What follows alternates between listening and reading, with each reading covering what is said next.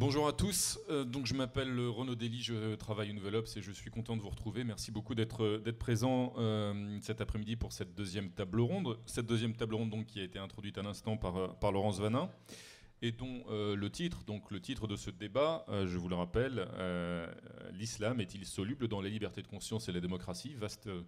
Vaste sujet brûlant évidemment dans le contexte actuel, un sujet que nous allons nous efforcer de traiter de façon évidemment à la fois rationnelle, apaisée, et puis surtout en espérant apporter des réponses à cette question. Le contexte, inutile de vous le rappeler, c'est vrai qu'on a tous évidemment en tête une vague terroriste commise par des djihadistes, des islamistes radicaux au nom, comme l'a dit le président de la République, au nom d'un Dieu trahi, selon son expression. Donc justement, nous allons essayer de nous pencher sur cette question de l'islam et de la liberté de conscience, de l'islam et de la démocratie. Je vais vous présenter en deux mots les intervenants que je remercie d'être tous présents cet après-midi parmi nous. À ma gauche, Nadia Elfani, qui est réalisatrice, qui est l'auteur de plusieurs documentaires, qui est venue s'installer en France en 2002 après avoir quitté la Tunisie de Ben Ali. De ce régime dictatorial qu'incarnait Ben Ali, qui ensuite a travaillé justement sur la laïcité, mais aussi sur l'athéisme d'ailleurs en terre d'islam. Il y a notamment un documentaire que je cite qui s'intitule Ni Allah ni Maître, qui est retourné, Nadia est retournée au moment de la révolution de Jasmin en Tunisie, justement travailler un peu sur évidemment sur ces questions-là. Et puis il se passe depuis 4 ans en Tunisie, on voit une expérience passionnante, difficile, avec peu à peu la construction, l'édification d'un régime démocratique et laïque qui est lui-même attaqué au premier chef par justement les terroristes. On l'a vu, on a aussi en mémoire l'attentat de Sousse de l'été dernier. À ma droite, Farhad Khosrokavar, qui est sociologue, qui est chercheur à l'EHESS. Vous avez notamment travaillé sur beaucoup de sujets, beaucoup de périodes, mais notamment sur la guerre Iran-Irak, sur l'islamisme, le thème de l'islamisme et de la mort, et puis plus proche de nous, vous avez beaucoup travaillé sur la radicalisation, vous avez publié sur la radicalisation des jeunes, la radicalisation en prison aussi, la situation des détenus musulmans en prison, et nous allons aborder ensuite avec vous évidemment tous ces sujets. À ma droite, Roland Quérol, politologue, sondeur, essayiste, auteur de nombreux essais spécialistes, évidemment, de l'état de l'opinion en France et de ses évolutions. Et nous allons aborder ce sujet-là. Et puis à ma gauche, Nordine Nabili, qui est journaliste et qui est en particulier dirige le Bondi Blog. Le Bondi Blog qui a été créé en 2005 au moment des émeutes de banlieue, il y a donc une dizaine d'années maintenant, et qui est une expérience journalistique qui est à nul autre pareil, en tout cas qui était inédite à l'époque, et qui a produit justement un contenu sur ces fameux territoires de banlieue, souvent trop méconnus, notamment sur ces territoires de banlieue, souvent trop méconnus des journalistes. Voilà, et le Bondi Blog a eu le grand mérite de faire œuvre de pionnier en la matière pour justement contribuer probablement à résorber ces fractures françaises que nous allons aborder dans le débat. Je vais peut-être commencer par là d'ailleurs et me tourner d'abord vers Roland Quérol. Le sujet, je le disais en introduction, est évidemment brûlant et sujet est l'objet de beaucoup d'interprétations dans un contexte politique troublé comme celui que nous connaissons actuellement. Roland Quérol, sur cette question de l'islam et de la démocratie, de l'islam et de la liberté de conscience, si on regarde aujourd'hui l'opinion publique en France, si tant est qu'il y ait une opinion publique d'ailleurs, mais quelle est aujourd'hui quelles sont aujourd'hui les caractéristiques, les évolutions de l'opinion française à l'endroit de cette question depuis ces derniers mois? Évidemment, l'année 2015 a été particulière, et même depuis ces dernières années d'ailleurs. Je vous donne la parole, Roland.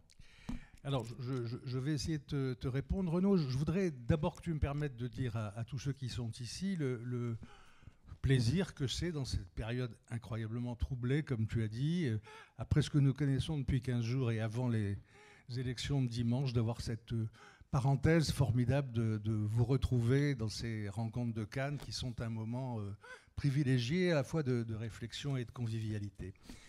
Et puis, je me disais, en regardant le titre de notre table ronde, il y a des choses qui nous paraissent, vues d'ici, universelles et qui ne le sont pas forcément. Je vois par exemple dans notre intitulé le mot liberté de conscience.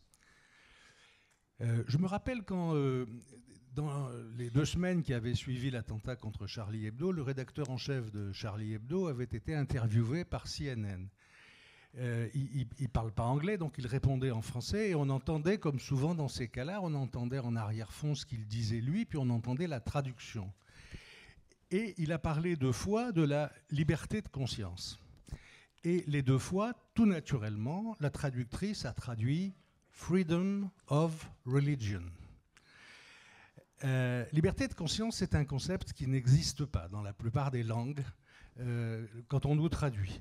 De même d'ailleurs que laïcité, qui est l'enfer des traductrices de l'Union européenne ou de l'ONU, car il n'y a pas de mot dans la plupart des langues pour dire laïcité. Tout ça juste pour nous inciter à un peu de prudence quand nous pensons manier des valeurs universelles. Ce sont des valeurs qui ne le sont pas et qu'il faut adapter ou traduire. Alors maintenant, je vais essayer de venir au sujet et à celui que tu me proposes en disant bien que je ne parle pas ici seulement comme politologue, mais puisque la question même qui nous est posée pose un petit peu une question de prospective, je vais me mouiller aussi un peu comme citoyen, comme touriste dans cette table ronde qui a aussi sans doute ses propres regards et ses propres présupposés. Je crois comme Laurence Vanin que la solubilité n'est pas le problème, mais allez, posons le problème de la compatibilité de l'islam et de la démocratie. Ça peut se voir de 2 côtés. Ça peut se voir du côté des démocrates, par exemple de la démocratie française, et puis ça peut se voir du côté des musulmans et donc de l'islam. Si tu me permets, je vais dire quelques mots sur chacun des 2 côtés. Du côté de notre démocratie française et de notre opinion, au fond, ceux d'entre vous qui êtes des habitués de ces rencontres, et j'en ai vu quelques-uns dans l'intervalle tout à l'heure, dans l'entracte, j'ai déjà dit plusieurs fois ici, je crois encore l'année dernière, que nous avions une opinion française qui était sans arrêt évolutive dans le sens de l'hostilité aux musulmans et à l'islam. Au fond, les ennemis principaux de la société française, il y a encore 7 ou 8 ans, c'était les Arabes, suivis à une vingtaine de points quand même par les Juifs. Je rappelle que malgré tout ce qui a été fait en France comme travail pédagogique, législatif, d'explication permanente sur l'antisémitisme, la Shoah, etc., nous avons dans nos enquêtes à peu près 25% des Français qui continuent à reproduire les stéréotypes traditionnels de l'antisémitisme. Il y a trop de juifs en France, ils ont trop de pouvoir, j'aimerais pas que mon fils ou ma fille épouse un juif ou une juive. 25%, ça fait réfléchir. En revanche, il y a maintenant, selon les enquêtes, en tout cas toujours plus de 50%, les dernières enquêtes que j'ai vues, c'est 56-57% de Français représentatifs dans les enquêtes qui nous développent les mêmes stéréotypes sur les musulmans. Il y a trop de musulmans, je ne les aime pas beaucoup, je ne voudrais pas que mon fils ou ma fille épouse, etc., etc. Donc, une opinion française qui est fortement remontée contre l'islam et les musulmans. Il est évident que la courbe a refait un bond après le 11 septembre 2001 et qu'en ce moment, tout montre, mais je n'ai pas encore de sondage, mais j'ai des études qualitatives permanentes qui semblent indiquer que c'est encore plus le cas à partir des attentats du 13 mars. Du 13 novembre, pardon, et évidemment, c'est allié à ce que vous avez vu sur l'état extrêmement sécuritaire de l'opinion publique. Vous avez vu que ce sont 94% des Français qui approuvaient toutes les mesures restrictives par rapport à notre état de droit envisagées par le président de la République pour renforcer notre arsenal législatif. Je disais l'autre jour comme une boutade, si on demandait aux Français aujourd'hui s'ils seraient d'accord pour qu'on interdise à tout le monde de sortir chez soi après 20 heures avec un flic devant la porte pour le vérifier, il y aurait plus de 80% des Français qui seraient d'accord. Donc on est dans cet état de crispation extrêmement fort de la société française. l'islam n'est pas compatible avec la démocratie française, nous dit la majorité des Français. Je m'empresse de dire que les Français ne sont pas plus anti-musulmans ou racistes qu'aucun autre pays européen, car malheureusement, ces données, elles existent dans tous les pays européens, que ce soit des pays dans lesquels il y a une tradition musulmane, une présence musulmane ou pas, n'a aucune importance. C'est bien dire le côté fantasmatique de cette hostilité à l'islam.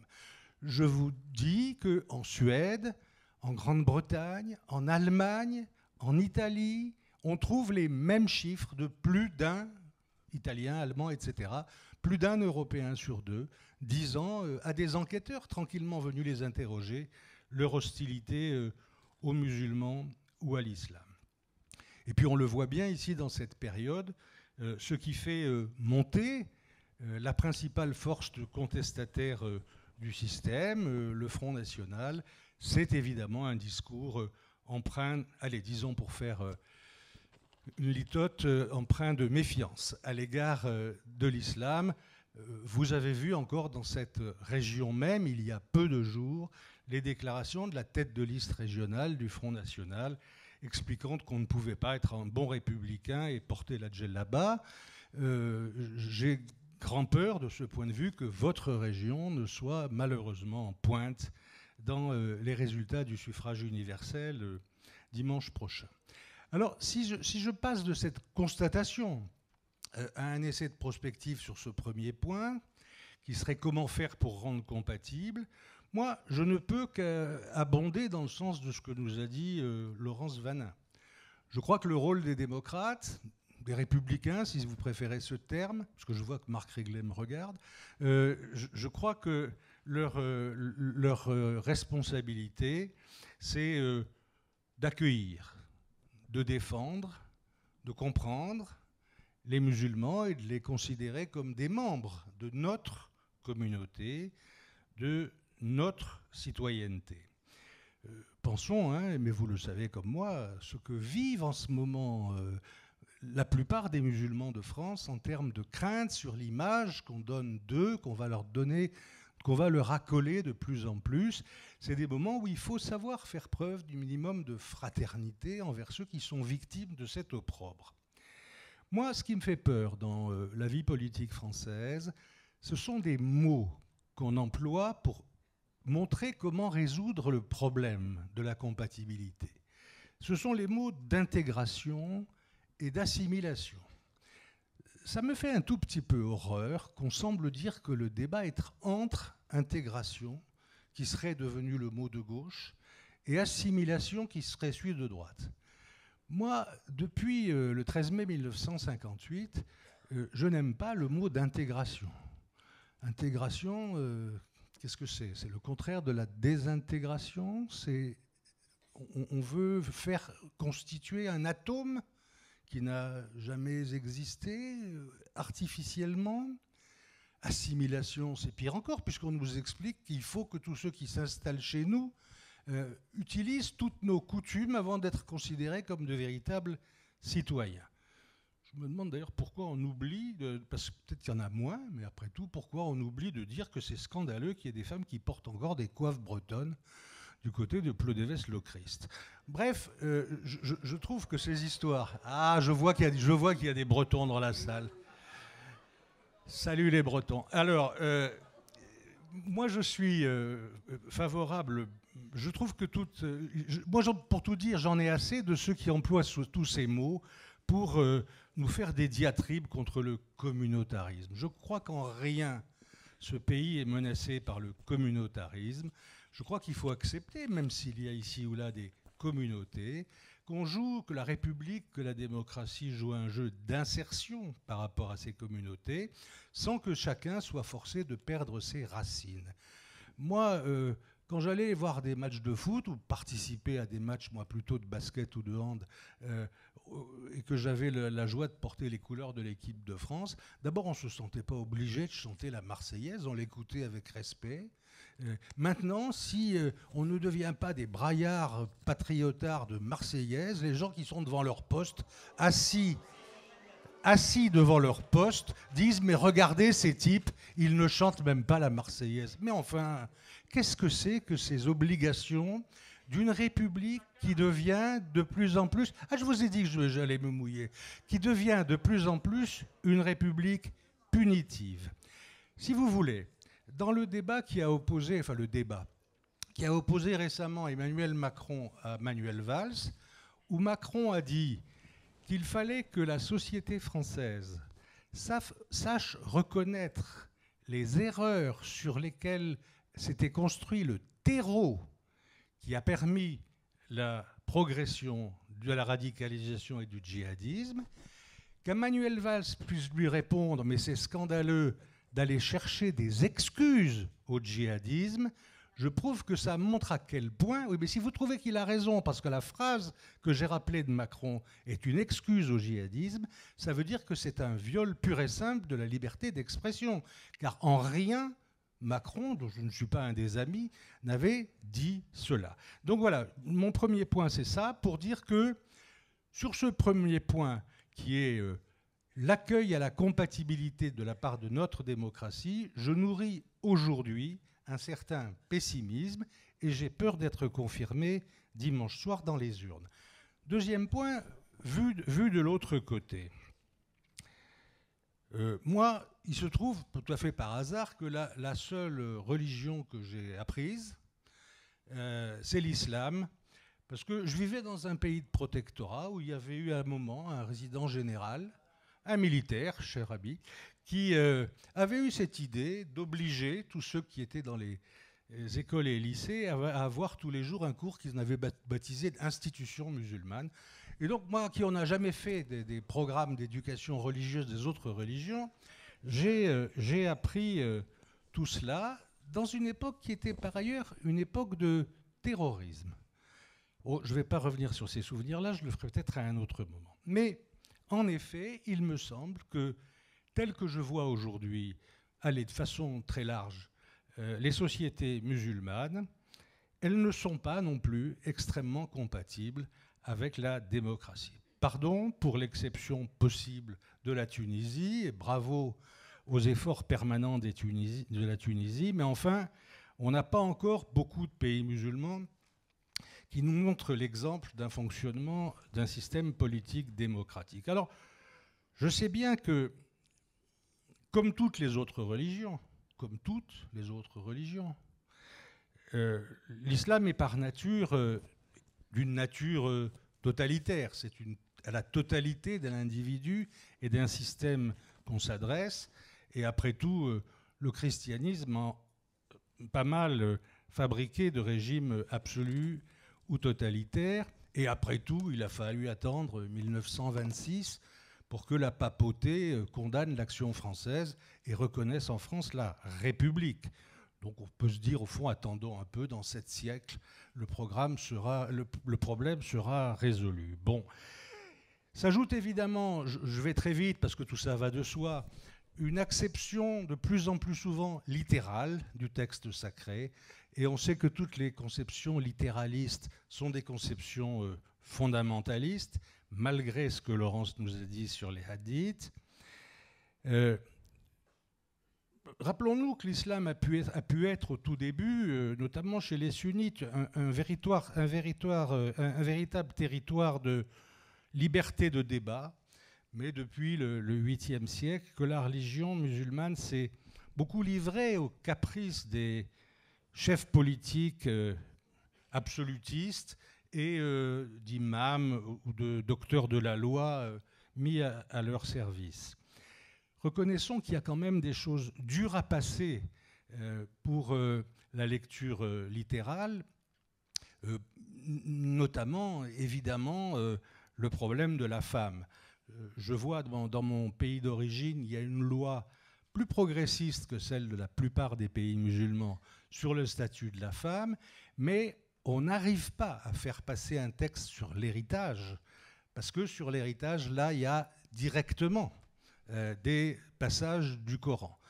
Je voyais encore il n'y a pas longtemps un de mes amis qui me disait qu'il avait un frère et 3 sœurs, qu'il y avait un héritage dans la famille, que donc l'héritage allait être partagé en 7 parts, 2 pour chacun des garçons et 1 pour chacune des filles.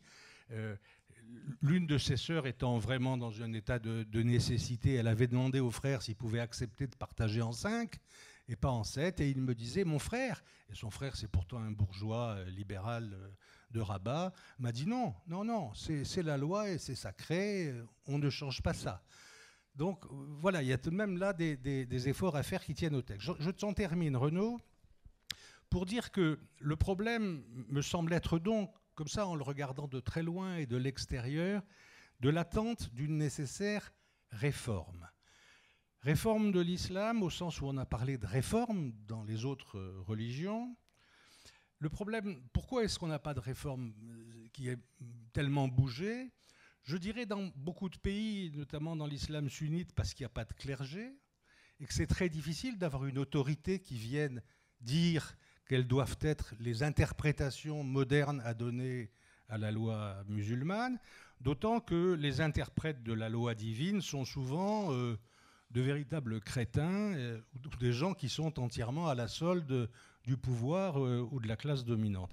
Et ça ne me paraît pas beaucoup mieux quand il y a un clergé, comme dans la République islamique de ce cher guide suprême, dans la mesure où le clergé est en effet complètement lié au pouvoir absolu. Donc nous n'avons pas dans aucun de ces régimes de véritable autorité pour dire ce que pourrait être une lecture plus progressiste au sens démocratique de la laïcité.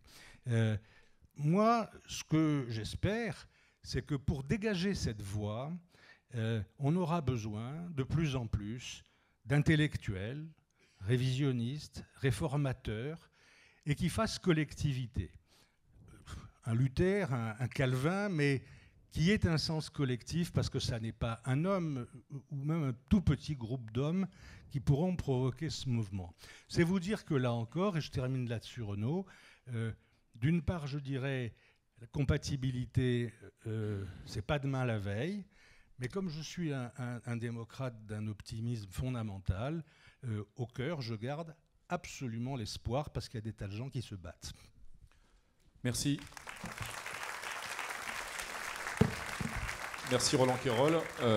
J'ai oublié de préciser évidemment en introduction que vous aurez ensuite la parole et que vous pourrez poser toutes les questions, y compris aux interventions qui ont suscité, et c'est bien légitime, des réactions dans la salle, et que comme tous les présents à la tribune sont tous de fervents démocrates, ils s'empresseront de vous répondre avec plaisir. Je vais passer la parole tout de suite à Nordine Nabili en lui demandant peut-être d'être un tout petit peu plus concis que Roland Quérol, puisqu'il s'agit juste d'intervention, d'introduction, et ensuite on va accélérer le débat. Juste Nordine Nabili, sur cette question de l'islam, donc l'islam est-il soluble dans la démocratie, et la question de la compatibilité qui est effectivement sous-jacente à cet intitulé et qu'a abordé déjà Roland Quérol. Le Bondi Blog, je le rappelais, a été créé en 2005. Le Bondi Blog ne travaille pas que sur les banlieues, mais les banlieues où il y a beaucoup de populations de culture musulmane, d'origine en tout cas de culture musulmane. Mais quelle est l'évolution que vous avez notée, vous, à travers votre travail depuis 10 ans? Est-ce qu'il y a une radicalisation, une difficulté accrue, un fossé qui se creuse ou pas? Ou est-ce qu'il y a aussi peut-être des avancées, des compatibilités justement qui se tissent et qu'on voit peut-être moins parce qu'elles sont moins spectaculaires qu'un certain nombre d'événements qu'on a tous en tête? Nordine Nabili. Merci beaucoup Renaud. Je ferai un peu comme très vite, puisque je n'ai pas plus de temps. En tous les cas, je vais essayer de... Même un petit peu moins, Nordine. Un peu moins, et je vais essayer d'en gagner un peu. Mais juste pour dire, d'abord, je suis très heureux d'être là. Ça fait quelques années maintenant que je viens ici. Et je voudrais remercier toute l'équipe organisatrice, et notamment donc, notre cher ami François. Moi, je suis à la fois très optimiste, parce que j'ai l'âge de l'être, et je suis pessimiste, parce que je suis journaliste. Et donc, ça c'est le premier point. Je vais poursuivre sur la fin de l'introduction de Roland. Alors, on vient du même pays, puisqu'il ne l'a pas dit, c'est le Maroc. Moi, je suis né au Maroc. Et jusqu'au milieu des années 80, la question de l'islam ne se posait pas, moi, dans ma vie. Je veux dire, moi, je regardais mes parents faire la prière. Mon père était ouvrier à Peugeot, il rentrait le soir, il faisait ses 5 prières. Mes grands frères, mes grandes sœurs, on ne les faisait pas. Enfin, voilà. Dans le quartier, ce n'était pas le problème de l'islam. L'islam a commencé à arriver, en fait, ça a été dit dans le débat précédent, est arrivé avec le grand H, enfin, je veux dire, la grande histoire, est arrivé au moment où se terminait la première guerre entre l'Iran et l'Irak, c'est-à-dire à la fin des années 80, et qui concordait aussi avec la chute du mur de Berlin, et donc la fin finalement de la guerre froide, et il fallait réorienter évidemment tout cet arsenal militaire pour trouver un nouvel ennemi. Et c'est comme ça, en fait, en tout cas, que moi, on a essayé d'en débattre. Alors moi, quand je dis que je suis assez optimiste, parce que d'abord, moi, je suis entouré de beaucoup de jeunes, que ce soit les jeunes du Bondi Bloc qui habitent dans ces quartiers, qui ne sont pas des musulmans, d'abord qui sont français. La question finalement de l'assignation à cette religion existe depuis une petite dizaine d'années. Elle n'existait pas auparavant. Avant, encore une fois, on ne se posait pas la question de la religion, on se posait plutôt la question de la citoyenneté, de la place qui était la nôtre dans ce récit commun, dans ce récit républicain, mais parce que, pour une raison très simple, c'est que cette population qui est aujourd'hui, matin, midi et soir, au centre des débats politiques, et qu'on a essentialisé, finalement, ça a été dit tout à l'heure par Myriam Benrad, plutôt dans l'aspect religieux et non pas dans l'aspect citoyen, c'est parce que tout simplement, nous, on n'a pas connu, par exemple, les problématiques de la crise et des problématiques du chômage. Dans les années 80, enfin jusqu'au milieu des années 80, il n'y avait quasiment pas de chômeurs, par exemple, dans ma cité. Il n'y avait quasiment pas de la question de la discrimination. Enfin, on était des petites fourmis de la fin des 30 Glorieuses. Nos parents travaillaient dans les usines. Nous-mêmes avions la chance, cette deuxième génération, de pouvoir étudier, de gravir les échelons. On sortait de nos collèges pour aller dans les lycées, dans les facs. Et là, la mixité existait. En tout cas, il y avait une espèce de récit commun, un récit républicain. Alors, ce que je vous dis là, c'est pas une société bisounours. Hein. Les gens qui sont dans cette salle ont connu les années 70, 80, les années 90. Quand je vous disais tout à l'heure que j'étais optimiste en tant que citoyen, en tant que père de famille, en tant que prof à la fac aujourd'hui, c'est parce que je rencontre la jeunesse de France, qui est une jeunesse de France qui aujourd'hui se bat pour trouver sa place dans un pays qui fait la part belle au déclinisme. Ça, c'est un vrai point. Et moi, je pense que l'islam, comme toutes les religions, sont une espèce de valeur refuge, parce qu'on n'a pas envie de se regarder clairement face à face pour mettre le doigt sur un certain nombre de nos renoncements. Alors moi, je vais juste vous donner 3 petits points. Tout à l'heure, on a parlé des médias. De votre point de vue, Renaud, je suis à l'extrême gauche. Oui, je suis à l'extrême gauche géographiquement. Mais du point de vue de la salle, je suis à l'extrême droite. Vous voyez, la lecture du monde aujourd'hui est complètement différente. C'est-à-dire quelque chose est arrivé dans les années 80, ça a été dit par un des intervenants, enfin, dans le public, où jusqu'au milieu des années 80, les habitants de ces quartiers étaient considérés par la société française comme des gens qui étaient temporairement présents ici. C'est-à-dire qu'il y avait même au sein du gouvernement dans les années 80, quelqu'un qui était censé les aider à retourner chez eux.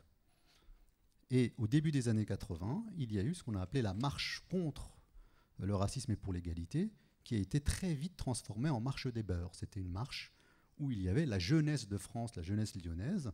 Il y avait là-dedans des Portugais, des Arabes, des Noirs, des Chinois, enfin des gens qui étaient d'ailleurs pilotés par un curé, hein, le père de l'Orme. Et donc la présence finalement de ce catholicisme de gauche, on appelle ça le catholicisme de gauche, c'est-à-dire qu'il y avait cette volonté d'intégrer finalement cette jeunesse, ça n'a posé aucun problème. Ça a commencé à poser des problèmes 3-4 ans plus tard, lorsque la gauche a décidé par exemple de créer SOS Racisme pour justement contrer cette vague de cette jeunesse qui ne voulait pas des mosquées, qui voulait la citoyenneté, qui voulait que la police arrête de tirer. D'ailleurs, l'un des slogans, c'était « rengainer, on arrive ». Donc vous voyez, quand on parle de la problématique des quartiers, les quartiers populaires en France, donc les banlieues, ne sont pas vierges de politique. Il y a un vrai mouvement politique né dans les années 60 et nourri dans les années 70. Et donc, moi, j'ai grandi, par exemple, au début des années 80, jusqu'à quasiment la fin des années 80, avec des militants politiques dans ma cité. Or, à la fin des années 80, ces militants-là sont partis. Parce que certains, c'était beaucoup de gauche, et donc ont eu des responsabilités locales, nationales, se sont intégrés beaucoup plus rapidement que la génération, par exemple, de mes parents, qui, elle, est restée ouvrière, puisque de toute façon, comme disait l'autre récemment, elle avait vocation à partir. Et je peux vous dire que la question, par exemple, de la religion jusqu'à la fin des années 80 ne se posait pas. Vraiment, ne se posait pas. On était dans le militantisme, dans le combat universel et militant. Donc là, il y a une question. Donc, après, au milieu des années 90, arrive cette possibilité d'avoir un regard sur le monde qui est complètement différent. Et c'est vrai que la télévision, notamment à l'Arabia, Al Jazeera, ont commencé à diffuser un certain nombre d'informations qui reliaient, au fond, cette catégorie de la population à une autre histoire qui était très très lointaine. Mais pourquoi une partie de la population aujourd'hui adhère à cette question-là? Parce qu'il y a aussi une volonté de riposte par rapport à un système perçu comme un système discriminant. Un système où on est illégitime. D'ailleurs, il y a un procès d'illégitimité permanent. D'ailleurs, la question de la déchéance de la nationalité, on est bien là. C'est-à-dire que vous êtes français, mais pas tout à fait. Même si vous êtes né ici. Donc le droit du sol et tout ça, ça passe à l'as.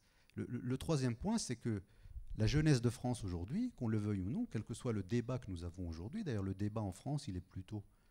Là, peut-être que je vais gêner quelques personnes, mais comme dans quelques années j'y serai aussi, je pense que le monopole du débat en France, le débat politique, il est plutôt accaparé par les plus de 50 ans.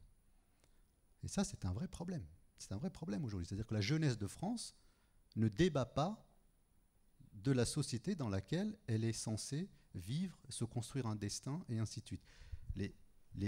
Un jeune sur 5 aujourd'hui de moins de 25 ans en France vit sous le seuil de pauvreté. Moins de 800 euros par mois. Je ne parle pas des discriminations, je ne parle pas de l'absence de la jeunesse de France dans les partis politiques, dans les grandes institutions, dans les télévisions, dans les médias, et ainsi de suite. Donc je pense que, je ne dis pas que la question de l'islam ou de la religion est une question de diversion, mais je pense que ce n'est pas le problème numéro un, malgré la tragédie que nous pouvons vivre de temps à autre dans des attentats.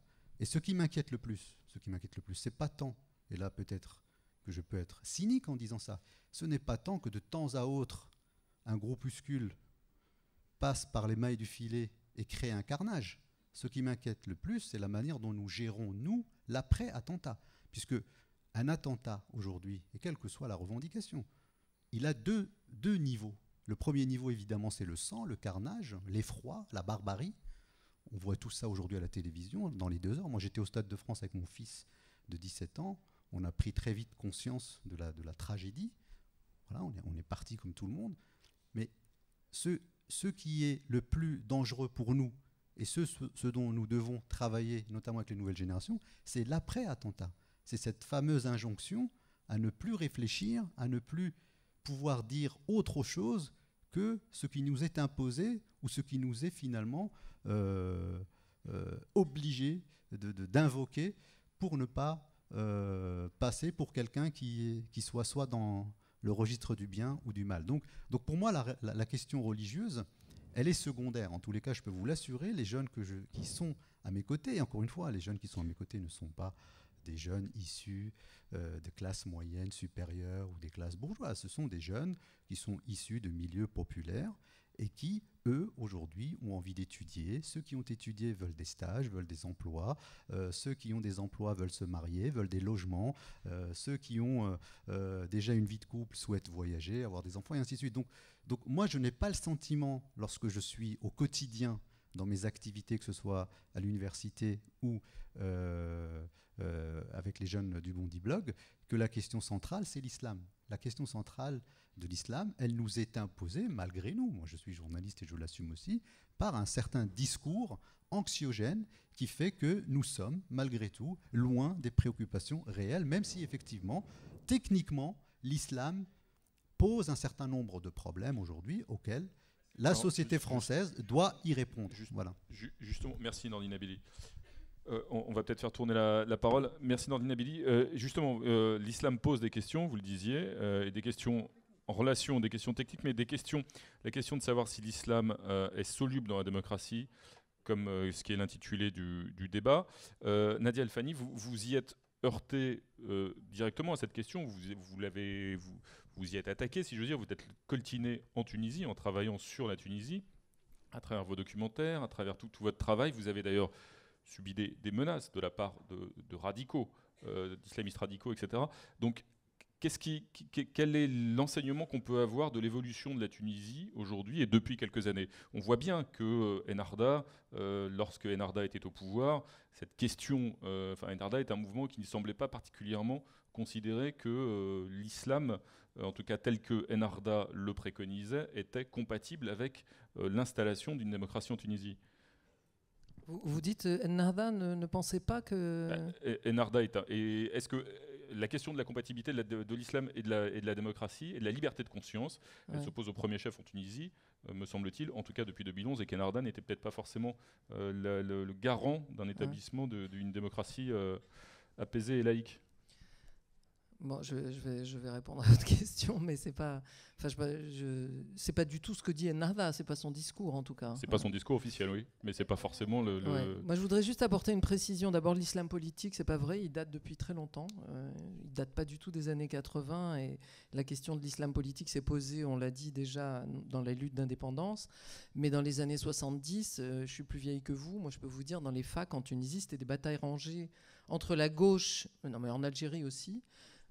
Ah bah alors pas au Maroc, paraît-il.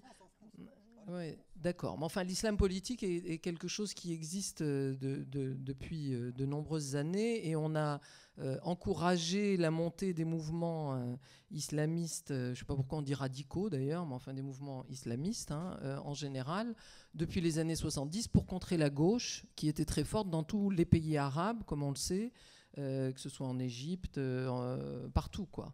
Donc, et ça soutenu évidemment, financé par l'Arabie Saoudite, soutenu en tant que stratégie par les Américains, et on l'a vu aussi en Afghanistan, etc. Ben Laden, il n'est pas sorti du chapeau, hein.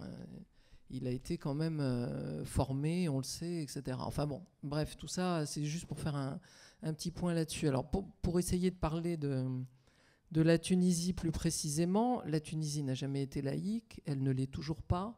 Je regrette profondément que 2 ans et demi après le travail de l'Assemblée constituante chapeautée par Ennahda, avec un autre parti dont j'ai oublié le nom de notre président transitoire en Tunisie, excusez-moi. Marzouki, vous dites. Marzouki, voilà, exactement, que tout le monde pensait de gauche et laïque, qui a donc fait partie de la Troïka, ce qu'on appelait poliment la Troïka, mais enfin c'était un gouvernement islamiste qui se prenait pour un gouvernement, alors qu'ils étaient là que pour traiter les affaires courantes, et ils étaient censés faire une constitution en 1 an. Ils ont mis 2 ans et demi pour avoir le temps de placer au sein des administrations partout en Tunisie des gens d'Ennahda, des islamistes qu'on appelle en France modérés. Alors encore une fois, je ne sais pas ce que ça veut dire.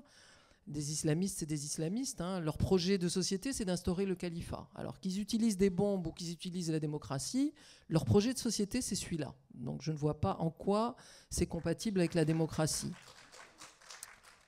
Donc, pour ne pas perdre le fil de mes idées, Monsieur Hollande vient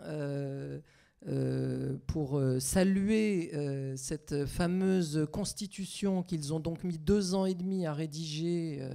Et pour vous donner un exemple, il y a eu des discussions qui parfois ont duré 3 semaines sur un sujet tel que: est-ce qu'on met la phrase « au nom du Dieu tout-puissant et miséricordieux » avant le mot préambule ou après le mot préambule?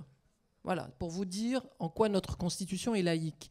Donc elle commence effectivement par la fameuse phrase rituelle. Dans le préambule, on dit que la constitution a été écrite par la grâce de Dieu. Mahomet doit s'en retourner dans sa tombe. Vraiment, enfin, je veux dire, et on a un président d'un pays laïque qui vient saluer notre constitution, je ne vois pas pourquoi, et au nom de quoi d'ailleurs, si ce n'est en tant qu'ex-puissance coloniale en Tunisie. Donc il vient devant cette assemblée heureuse de le recevoir, islamiste compris, debout en train de l'applaudir, parce qu'il déclare à la tribune: vous avez prouvé au monde que l'islam est compatible avec la démocratie. Voilà, donc si vous voulez une réponse, vous l'avez eue de la part de M. Hollande. C'est pour vous dire à quel point comme vous dites, on regarde par des angles différents ce qui se passe en Tunisie. Donc à la suite de ça, il y a des élections. Le président actuel qui fonde une grande coalition de partis dans laquelle il y avait au départ même des partis de gauche se fait élire notamment par un grand nombre de votes de femmes en Tunisie parce qu'il jure à tout le monde qu'il ne s'alliera jamais au parti Ennahda pour gouverner. Il est élu et bien sûr, enfin bref, il est élu, l'Assemblée législative d'abord et ensuite lui, au suffrage universel. Et la première chose qu'il fait, c'est qu'il fait une coalition gouvernementale qu'il n'appelle pas coalition, mais en tout cas, il gouverne avec Ennahda. Donc Ennahda est toujours dans le pouvoir en Tunisie. Et les références à l'islam sont constantes en Tunisie. C'est-à-dire, par exemple, je vais vous donner des exemples. On demande l'abolition de l'article 230 en Tunisie, qui est un article qui criminalise l'homosexualité. L'homosexualité est un crime en Tunisie, pays qu'on dit démocratique depuis des lustres en plus. Hein. Et c'est étrange parce que ceux qui sont en faveur de l'abolition de cet article, je pense par calcul politique, pour se montrer encore une fois démocrate, c'est Ranouchi, président d'Ennahda. Et un ministre de la Justice, quand même, qui a son mot à dire là-dedans, dit qu'il est favorable pour abroger cet article, et ben, il a été démis de ses fonctions, purement et simplement. Vous voyez un petit peu où on en est en Tunisie aujourd'hui quand on nous parle de démocratie. C'est-à-dire quand dans un pays, on doit faire référence à la religion pour légiférer, on ne peut pas parler de démocratie. On ne peut pas, c'est impossible. Or, aujourd'hui, l'article 1 de la Constitution tunisienne est le même que l'article 1 de la précédente Constitution qui dit « La Tunisie est un État libre, souverain, indépendant ». Sa religion est l'islam, sa langue l'arabe, son régime la République. Et c'est dans cet ordre-là. Et pourtant, je vous suis, et pourtant la Tunisie est elle-même victime d'attentats de la part de djihadistes. Oui, bien sûr, parce que qui les a laissés monter pendant 2 ans et demi? Qui a créé l'impunité des salafistes, des camps d'entraînement qu'on connaissait depuis des lustres, depuis l'après-révolution en Tunisie? C'était Ennahda et son complice Marzouki au pouvoir, qui ont laissé des exactions. Bon, moi, je ne vais pas parler de mon cas personnel, mais pour juste dire que moi, je suis toujours poursuivi pénalement dans cette fameuse Tunisie démocratique, pénalement pour un film que vous dites, que vous avez cité, qui s'appelait Niana Limet, mais qui a été changé en Laïcité, Inch'Allah. En fait, c'est le même film, il y a une confusion sur les 2 titres. Et je ne peux pas retourner en Tunisie depuis 4 ans et demi à cause de ces plaintes au pénal. Donc, et je n'arrive pas à faire classer cette affaire dans une Tunisie qui a consacré dans sa constitution effectivement la liberté de conscience, que je salue aussi. Mais dans le même article qui consacre la liberté de conscience, on dit « l'État est garant du sacré ». Qu'est-ce que ça veut dire ? Garant du sacré, dans le même article. Et dans le même article, on dit il est interdit de traiter quelqu'un d'apostat. Pourquoi ? Parce que traiter quelqu'un d'apostat en islam, donc c'est encore une fois une référence à l'islam, traiter quelqu'un d'apostat en islam, ça veut dire qu'on le condamne à mort. C'est exactement ça. Donc voilà, tout ça dans le même article de la fameuse liberté de conscience. C'est parfait. Moi, je pense que c'est extraordinaire d'avoir gagné ça. Mais est-ce que poser la question de dire est-ce que l'islam est soluble dans la démocratie, moi je trouve que c'est presque insultant pour les peuples musulmans, parce qu'il ne s'agit pas d'une religion qui serait un cachet effervescent dans un verre d'eau, franchement. Il s'agit de peuples qui aspirent à la liberté. Et je pense qu'au moment de la révolution en Tunisie, il y a eu un élan formidable d'euphorie généralisée qui a fait qu'on a tous perdu pied et qu'on y a cru vraiment, moi-même, en Tunisie en tout cas, de voir que tous les peuples aspirent à la liberté. Et j'ai trouvé scandaleux que partout en Occident, excusez-moi d'employer ce terme, on soit étonné que des peuples arabes se soulèvent pour la liberté et pour la dignité et pour le droit au travail. Et d'ailleurs, il n'y avait aucune mention à l'islam dans cette révolution. Mais je pense qu'on n'a pas été aidé. On n'a pas été aidé dans l'interprétation de ce qui se passait en Tunisie. Parce qu'on a laissé, d'abord, on s'est battu pour que reviennent les islamistes, pour qu'ils aient le droit de revenir en Tunisie. Or, ces gens-là étaient en exil à Londres, à Bruxelles, en France, tous ces salafistes, etc., Ranouchi en tête à Londres, ça faisait 20 ans, parce qu'ils avaient commis ou qu'ils avaient des projets d'actes terroristes. Donc on savait qui ils étaient. Ranouchi était sur la liste noire des États-Unis. À partir du moment où il y a la révolution, il rentre en Tunisie, Barack Obama le reçoit à la Maison-Blanche comme s'il était un chef d'État. Ça ne se voit nulle part. Pourquoi est-ce qu'on traite les Arabes de cette façon-là ? Pourquoi est-ce qu'on a un traitement particulier à chaque fois quand il s'agit des peuples arabes, comme s'il fallait qu'eux, ils en passent par là, c'est leur réalité, etc. Combien d'articles il y a eu après la Révolution pour dire « Ah mon Dieu, les islamistes sont revenus, ah mon Dieu ». Vraiment, on les donnait gagnants avant même les élections. Et je pense qu'on a desservi les démocrates, parce que moi je refuse de croire que les islamistes soient des démocrates. On a desservi les démocrates, on a desservi la gauche, qui était déjà très faible, hein, mais on ne leur a pas donné la parole. On ne les a pas, ceux qu'on entendait partout, c'était les islamistes, et comme si il va falloir composer avec eux, et on l'a vu aux dernières élections aussi. Il y a eu une pression énorme des États-Unis et de la France, enfin même de l'Europe, pour qu'il y ait une alliance entre les islamistes et le parti vainqueur des élections en Tunisie. Voilà, enfin bon. Merci Nadia El-Fani. Merci pour votre témoignage. Je vais donner la parole maintenant pour finir à Farhad Khosrow-Khavar. Je crois, Farhad, vous me disiez tout à l'heure que vous préfériez vous intervenir depuis la tribune, si c'est possible, à cause de la lumière. C'est vrai qu'il y a un petit côté commissariat quand on est sur la tribune. Vous préfériez, si c'est possible, intervenir de là. Voilà.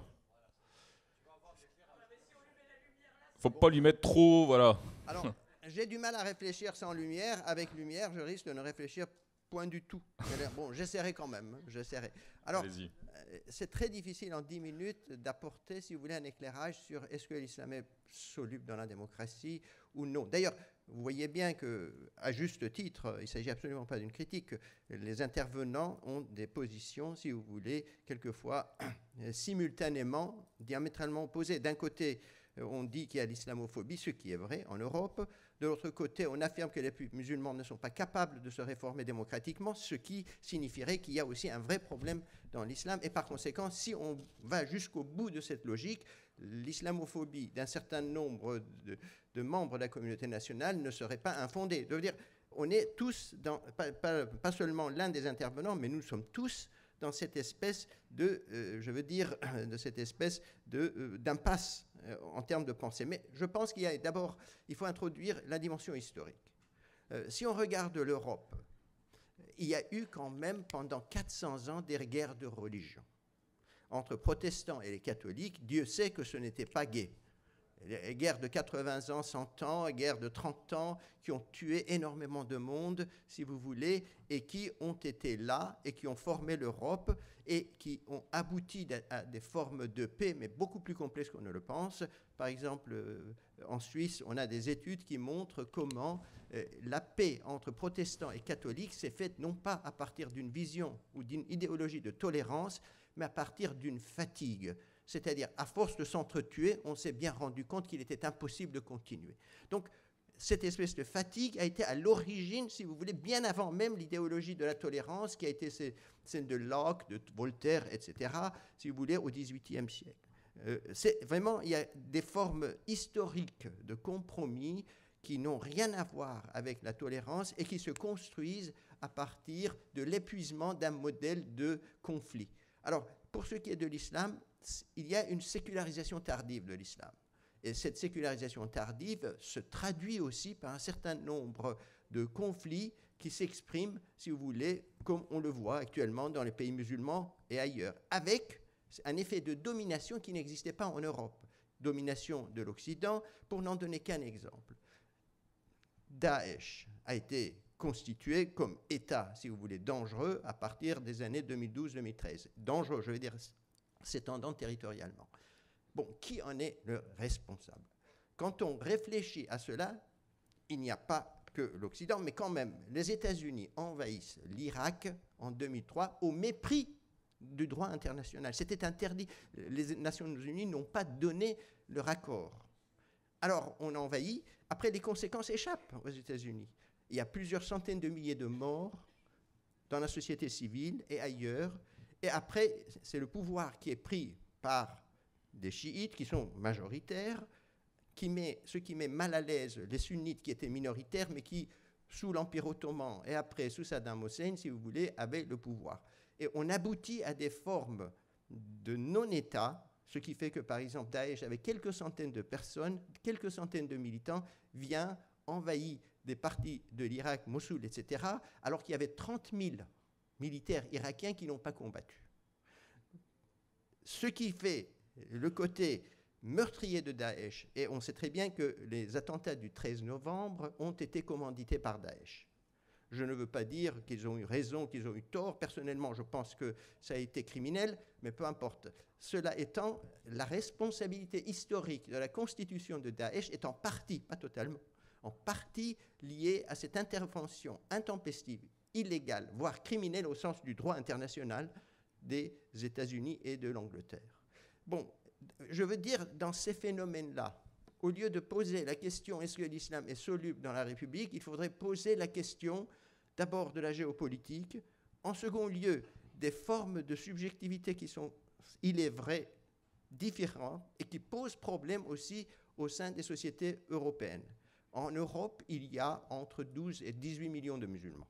On ne sait pas exactement combien, c'est très compliqué, mais dans l'ensemble, si on prend la société française, l'écrasante majorité des musulmans ont un vote qui n'est pas communautaire. C'est un vote, si vous voulez, qui est vraiment normal.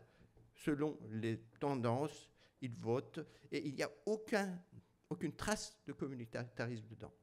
Il y a un problème avec l'islam qui n'existe pas avec les autres, si vous voulez, c'est ce qu'on pourrait appeler les formes de fondamentalisme religieux qui, pour ce qui est de l'islam en France, on l'estime avec beaucoup de tergiversation aux alentours de 10 à 15%. Ces formes de fondamentalisme ne sont pas djihadistes dans l'écrasante majorité des cas. Il n'y a pas de transformation de salafisme, par exemple, en djihadisme. Empiriquement, il ne s'agit pas du tout de vouloir justifier le salafisme. Le salafisme, c'est une forme de sectarisme qui ferme la société, qui ferme le groupe sur soi-même et qui désocialise, déstructure les membres. Mais on n'a pas de cas empiriquement avérés dans ce qu'on pourrait appeler les attentats qui ont émaillé l'histoire de la France depuis 1995 avec des djihadistes faits maison, si vous voulez. On n'a pas de cas de passage de ces personnes du salafisme au djihadisme. Il y a deux problèmes majeurs qui se posent pour une petite minorité des musulmans en France, et ces problèmes-là existent. Je vous donne un exemple pour clarifier les choses. En prison, j'ai fait des travaux de recherche empirique sur 4 prisons majeures en France. Dans une de ces prisons majeures, où il y a quand même plus de 2000 individus, je ne dis pas lequel, je ne donne pas le nom de la prison, à 3h, 4h du matin, l'été, par exemple, on voit bien l'appel à la prière. Et quand j'interviewe des gens là-bas, il y a un blanc, entre guillemets, qui me dit « on me réveille tous les jours à 4h du matin et je ne me sens plus en France ». Je vais interviewer des musulmans, dire « voilà ». Et n'oublions pas que dans certaines prisons en France, il y a plus de la moitié de détenus qui sont de confession musulmane. Ça ne veut pas dire qu'ils sont pratiquants, mais ça veut dire qu'ils se reconnaissent de manière identitaire dans l'islam comme étant leur confession. J'interroge, je dis, mais pourquoi vous faites ça à 4h du matin? Il y a quand même qui dorment et ils trouvent que ce n'est pas normal qu'on les réveille parce qu'on veut faire l'appel à la prière. La réponse, ça dure 2 minutes. Or, eux-mêmes, ils mettent leur musique à tue-tête jusqu'à 2h du matin. 3h du matin. Et quand nous, on s'adresse aux surveillants, ils ne font rien.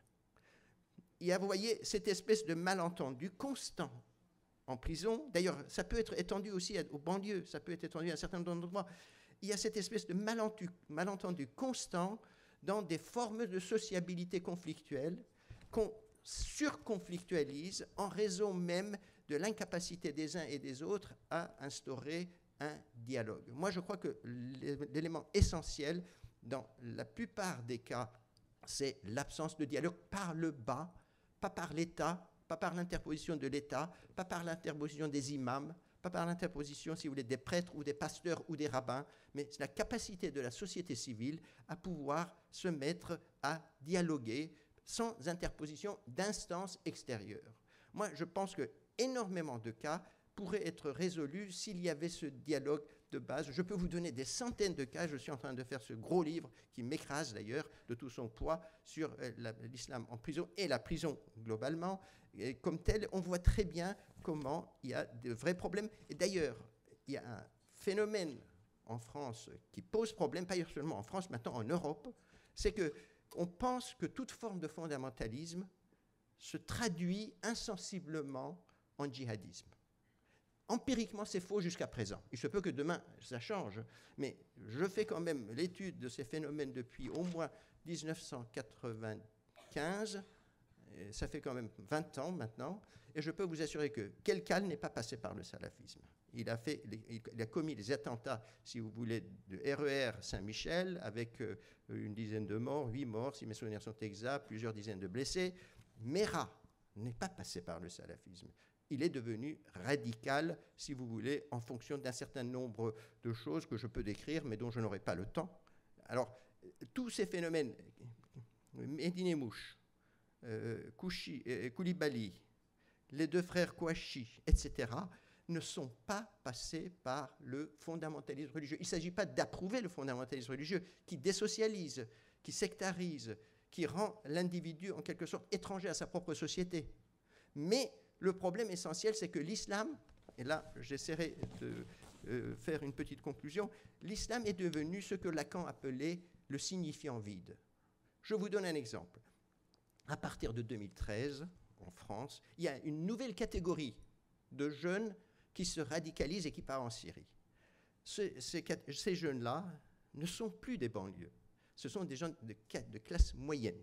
Par conséquent, on ne peut pas dire qu'il y a une dimension, si vous voulez, anticolonialiste. Chez les jeunes de banlieue, il y a ce sentiment d'être mal aimé, rejeté, exclu économiquement, socialement, refoulé dans l'indignité, subissant l'humiliation, etc. Avec une dimension, si vous voulez, au superlatif, qui est une amplification du réel. Le réel existe sous ces formes-là, mais il l'amplifie, il lui donne une dimension paranoïaque.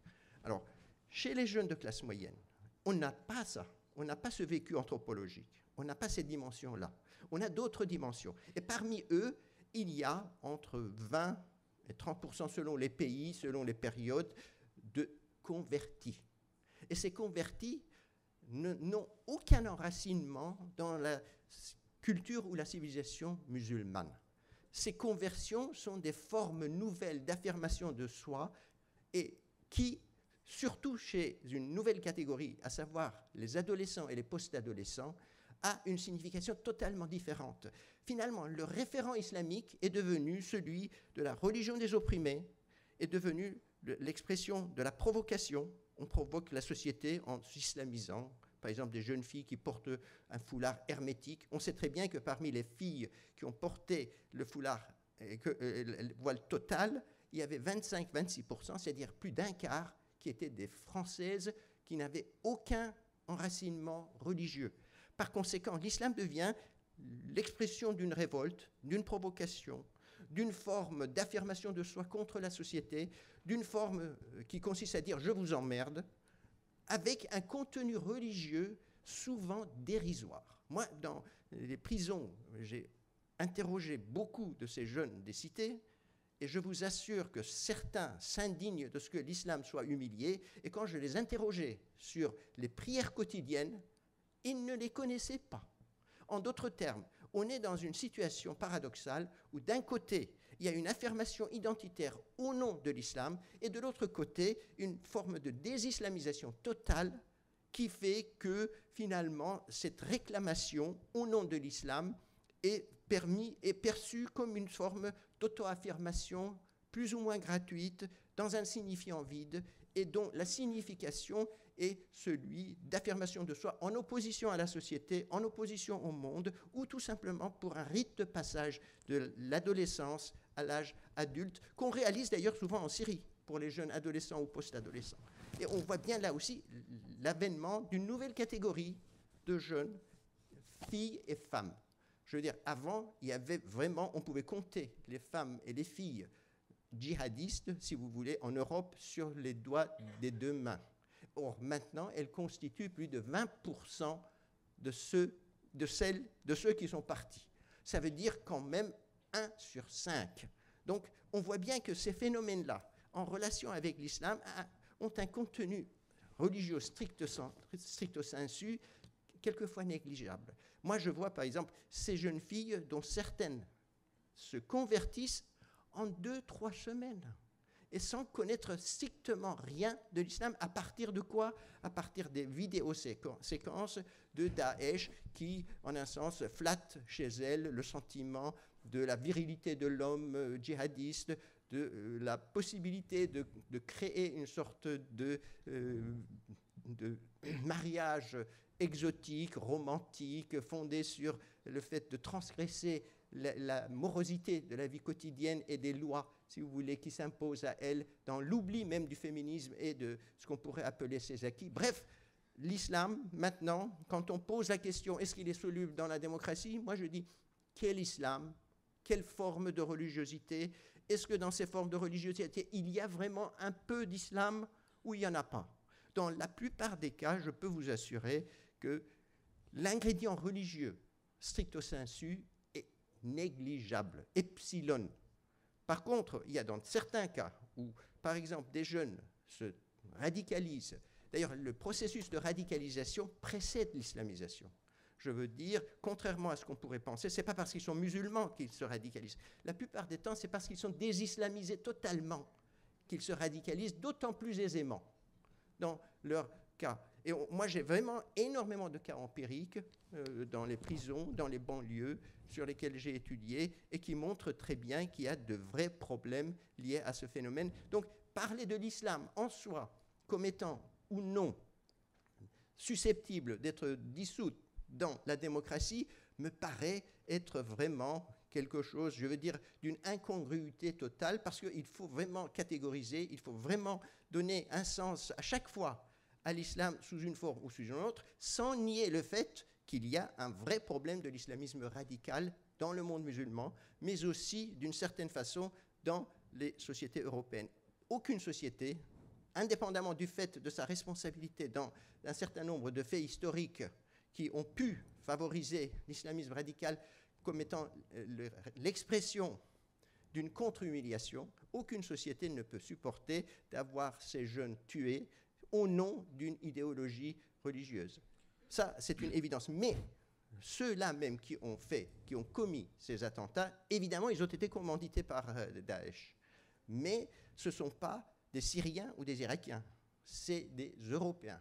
Et par conséquent, la question se pose de savoir comment il y a eu une déficience dans la socialisation d'une partie de cette jeunesse au sein même des sociétés européennes. Je n'ai pas beaucoup de temps et donc je m'arrête là. Merci de votre patience. Merci Farhad. Question, hein? Merci beaucoup. Merci Farhad, merci beaucoup d'avoir justement essayé de décrire cette réalité complexe. On va passer à la salle tout de suite, je pense. J'imagine qu'il y a de nombreuses questions. Il y a un micro qui se promène au bout de la main.